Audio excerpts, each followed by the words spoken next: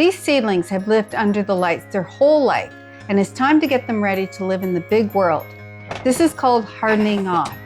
The seedlings are gradually exposed to the sun, wind, and rain, so they toughen up and can survive outdoors. It's time-consuming, but it's essential for plants to become strong enough to thrive.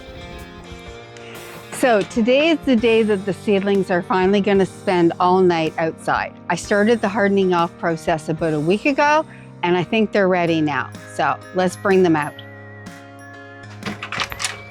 I'm so disappointed. These are the original zinnias, and look at them. They're awful. They're still dying. I don't know, I guess between the overwatering and the white fungus, they just couldn't survive. There are actually a couple here that are trying to come back to life. And so I will have a few of the originals, but mostly they're gone. But I sowed some more seedlings. So here's the next batch. And actually some of them are dying too. Again, I really don't know why. There's no fungus, so it must be still overwatering. They just don't like me this year. I don't know what's going on. And I did go and buy some plants, just the annuals this year.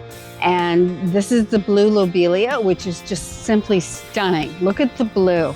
I've always wanted blue flowers in my garden, and now I have them. And the Coleus, beautiful red and yellow colors. I had a red Coleus last year, and I absolutely loved the brightness that it brought to my garden. I was thrilled to be able to get more this year. My marigolds have done amazingly well, and this is just half of them. I really should have split them up and thinned them out, but I really didn't have the room under my lights to do that, and they've survived, so they didn't mind being crowded.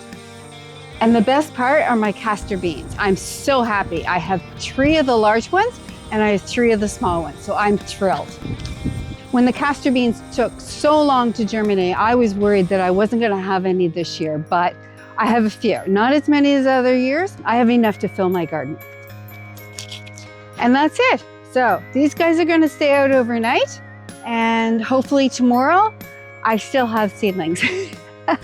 I hope so. Oh my goodness. I can't imagine what I would do if these guys died overnight.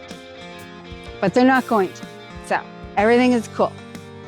These seedlings have now spent 3 nights outside braving the elements. They are ready to hit the dirt. Coming up next is Transplant Day, the day I've been waiting for since March. Come back to see how I fit all of these seedlings into my tiny garden. See you next time. I'm Sherry, and this is Frost to Flowers.